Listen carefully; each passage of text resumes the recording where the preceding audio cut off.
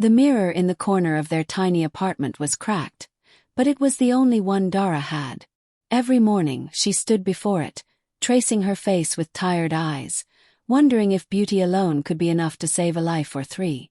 Outside, the city of Lagos roared with opportunity, but inside the room, all Dara heard was her mother's soft cough and her younger brother arguing over who would wear the cleaner socks to school.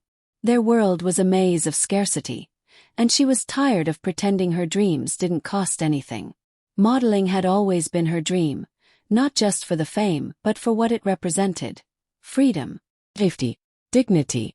She had the height, the body, the kind of beauty that turned heads even in Danfo buses. But every time she opened her inbox and saw rejection letters or sponsor offers, the dream blurred. Then came the email. "Congratulations, Miss Dara Ease. You've been shortlisted for the Miss Radiance Nigeria pageant." She stared at the screen for a full minute, not breathing. The joy hit her like a jolt of rain on hot skin. Her mother wept and said it was God. Dara wanted to believe that. But on her first day at the orientation camp, reality slapped her harder than hunger ever did. She watched girls enter rooms with judges and come out glowing, bags in hand, promises secured. Her roommate whispered, "Don't be naive, Dara. If you don't give what they want, you'll stay at the bottom." Still she tried to stand firm. She rehearsed her walk till her feet bled, memorized her answers, smiled through hunger. But at every evaluation, they looked through her like she was invisible. "You're beautiful," one judge said, "but beauty's not enough. You have to be cooperative." That night, she sat by her bunk, scrolling through hospital bills, listening to her mother's tired voice in a voice note. "Don't worry, my baby. God will make a way." But sometimes God is late. So when a judge slid a room key into her hand the next day, she didn't speak. She just walked. Her heels echoed through the hotel corridor like a countdown to her own funeral. "I didn't come here to sell myself," she whispered to her reflection in the bathroom mirror that night. But when survival calls, even angels bend. The hotel room was too cold. Or maybe it was just her soul trying to retreat. Dara stood near the window, arms wrapped around her body, refusing to sit on the plush white bed behind her. The judge entered minutes later, smelling of cologne, champagne, and entitlement. He didn't waste time with pleasantries. No dinner. No music. No awkward attempt to disguise what this was. "Just relax," he said, pulling off his blazer like this was routine. "You're not the first, and you won't be the last." Dara didn't cry. Not that night. She stared at the ceiling and counted the spots on the chandelier as he climbed on top of her. When it was over, she walked to the bathroom, turned on the shower, and stood under it fully clothed, water soaking her hair, her dreams, her shame. The next day, her ranking on the leaderboard jumped. The day after that, her wardrobe was upgraded. And by the end of the week, 2 more judges had slipped her room keys, and she accepted both. Her smile became practiced, her eyes blank. But it was working. Her mother's medication was back in stock. Her siblings were back in school. And no one called her a charity case anymore. Then came Judge Tiga. He wasn't like the others. No wedding ring, no sugar-coated arrogance. He was younger, sharper, his compliments quieter. When he asked to speak with her privately, she expected the same script. He took her to the hotel rooftop bar, not a bedroom. They sipped wine and talked about her favorite books, her hometown, her fear of failing. He listened. Until he didn't. "You know why I asked you up here," he said after a pause. "I want you to. Just like the others." Dara's heart sank. She laughed bitterly. "You almost had me fooled. At least the rest were honest." "I am honest," Tiga replied. "I'm just less vulgar." She didn't think. She simply nodded. And followed him to his suite. But unlike the others, he didn't rush. He touched her like porcelain. He stared into her eyes like he wanted to see something past the performance. "You don't have to fake it," he whispered. "It's easier that way," she replied. The next morning, as she reached for her clothes, he sat on the edge of the bed watching her quietly. "You could have said no," he said. She turned to him with a tired smile. No doesn't pay hospital bills. She left before he could respond. But something about his gaze lingered with her all day. It wasn't hunger. It was confusion. Or maybe pity. Or something else. Dara's body moved like a machine now. Graceful, effortless, but hollow. She knew how to glide on stage, how to pose for the cameras, how to tilt her head just enough for the light to hit the bone of her cheek. She had learned the dance. And the judges rewarded her for it. But Tiga. He had stopped requesting her. He still came to the rehearsals, still gave scores, still made small talk, but his eyes rarely met hers. When they did, there was a storm behind them. Cold, touching, and somehow hurt. She caught him staring once, when she returned from another late-night mentorship dinner. Her lipstick smeared, her dress too tight. He didn't say a word, but his jaw clenched. The next day, he pulled her aside during a break. "You've changed." She raised an eyebrow. "No. You're just seeing me clearly now. Is that what you think this is about?" She stepped closer, defiant. "You wanted me. You had me. What's wrong? You didn't expect others to want me too." Tiga's face darkened. Not with anger but something worse. Disappointment. "You think this is about sex?" Dara folded her arms. "Isn't it always?" For a long beat he said nothing. Then quietly, "Not with you." The words caught her off guard. She opened her mouth, then closed it. No one had ever said that before. That night there was no hotel room, no envelope. Just Tiga, waiting outside rehearsal, holding a small bouquet of red hibiscus flowers. "For you," he said. "No strings.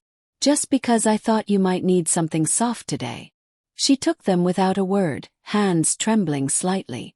But she didn't stop seeing the others. How could she? The competition wasn't over. The rules hadn't changed. The only thing changing was him. The next week, during a backstage fitting, another judge placed a hand on her waist. She laughed, played along. Tiga saw. Later that evening, she found her door knocked on. It was him. "You're not a toy, Dara." He shrugged. "I'm whatever they pay me to be." He stepped forward, voice low. "Not to me." She didn't know what to say. So she shut the door. But behind it, she pressed her back to the wood and tried not to cry. Because no matter how many hands touched her, no one had ever looked at her like he did.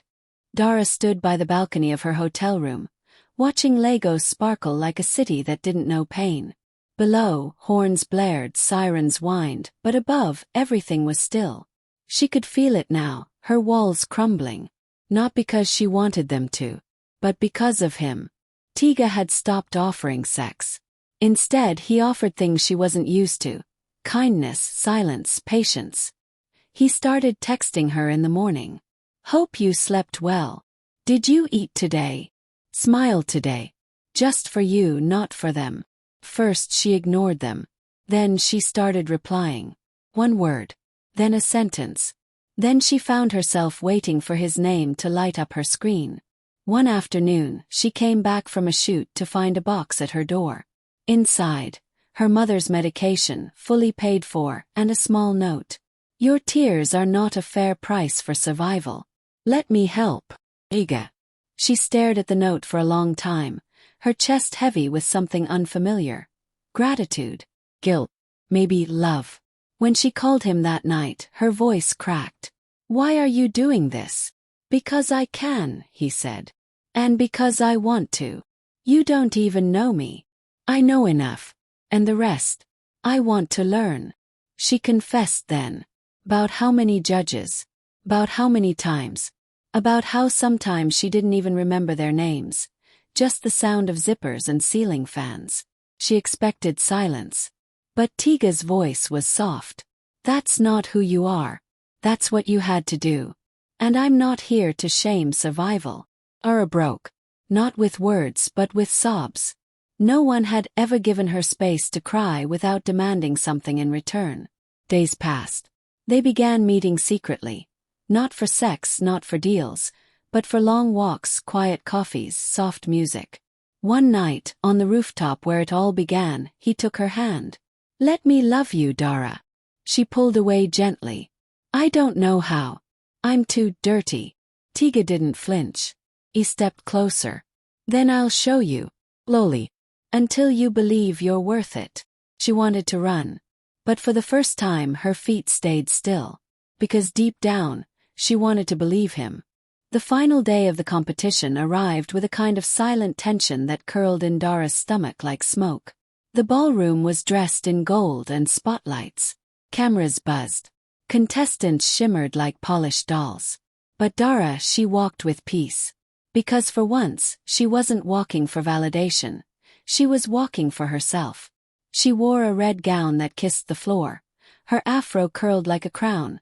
Her eyes lined with confidence. Every step on stage felt like reclaiming something.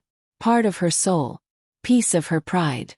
She delivered her speech with fire, danced with grace, answered questions with poise. And when she stepped back into line with the others, she smiled. Not because she was sure of the crown, but because she didn't feel empty anymore. The crowd clapped. The judges tallied. Her heart beat steadily. Then the names were called. Second runner-up, Dara Ease. She didn't flinch. Not even a blink. She clapped for the winner with dignity. Hugged the first runner-up with grace. The cameras loved her, but she no longer needed them to. As she stepped down the stage, lights dimming, makeup starting to crack under sweat and tears she wouldn't let fall, she saw him. Tiga, standing near the front row, eyes glistening like he had won something no trophy could match. He walked toward her. But not alone. The cameras were still rolling. The host hesitated. The audience murmured. And then Tiga dropped to one knee. Dara froze.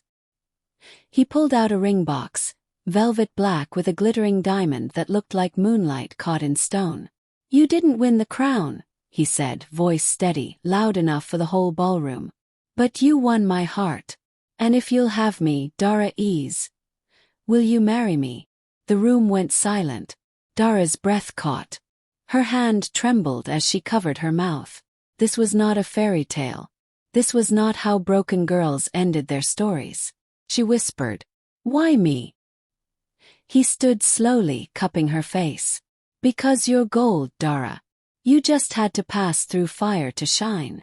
Tears rolled down her cheeks. She didn't care anymore who was watching. She nodded. "Yes." The room erupted. Cameras flashed. But Dara only saw him. She didn't win a crown. But tonight she walked away with something rarer. A love that saw her, stained and all, and chose her anyway.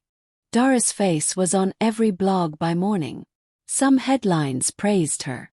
"A queen without a crown wins a ring instead." Others dragged her through mud. "Beauty queen or escort." Inside the scandalous love story of a pageant judge and contestant. The internet was brutal.